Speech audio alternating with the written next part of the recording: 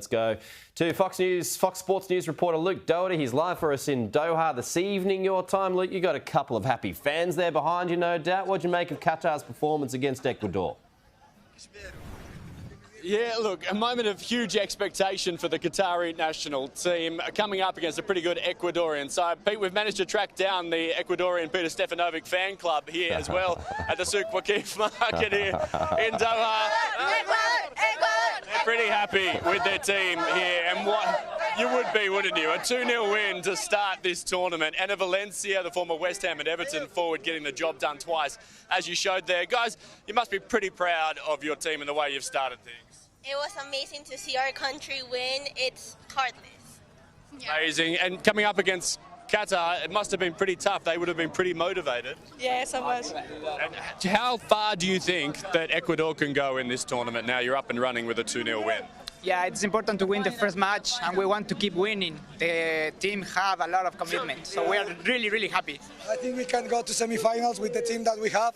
It's like the youngest team in the World Cup. It was a really surprise that Ecuador won the first match. Also, it's, I think, like the second time in the history of the World Cups that the host lost the first game. So we are really happy. We are proud to be here supporting our team. We really like to be here in Qatar supporting Ecuador. Let's go, Ecuador! Let's go, Ecuador! Hey, big question. Your second team is Australia, right, in this tournament? No. No, never mind. Well, So a huge moment for Qatar's national team, but they didn't manage to get the job done. Can you imagine the expectation on them, Pete? We just show you some scenes from around Doha. So this is the traditional Souk Waqif marketplace, thousands of fans here, but just about 500 metres that way is the famed Corniche. And tell you what, that was a wild old scene there. Thousands upon thousands packing in there. Any vantage point seemingly is a good one. They were hanging off fences. There was thankfully a little bit of a crowd crush avoided. Everyone managed to get out of the way pretty quick and stop that.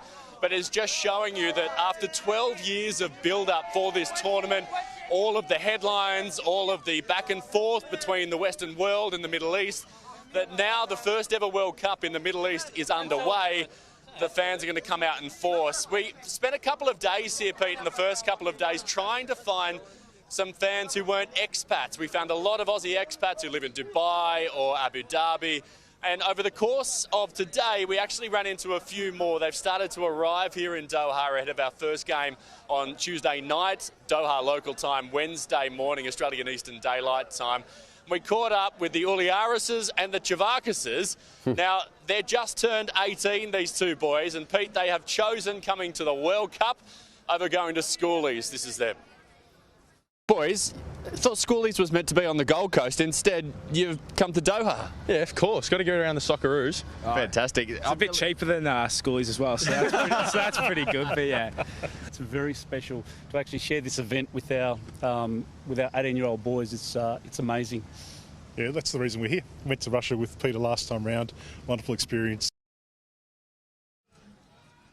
World Cup over schoolies, it's a pretty good choice if you ask me. Now, just on another note, Pete, now our first game is against France. We've got Tunisia and Denmark in our group. We're going to hear from Graham Arnold tomorrow. We'll bring you that on Sky News.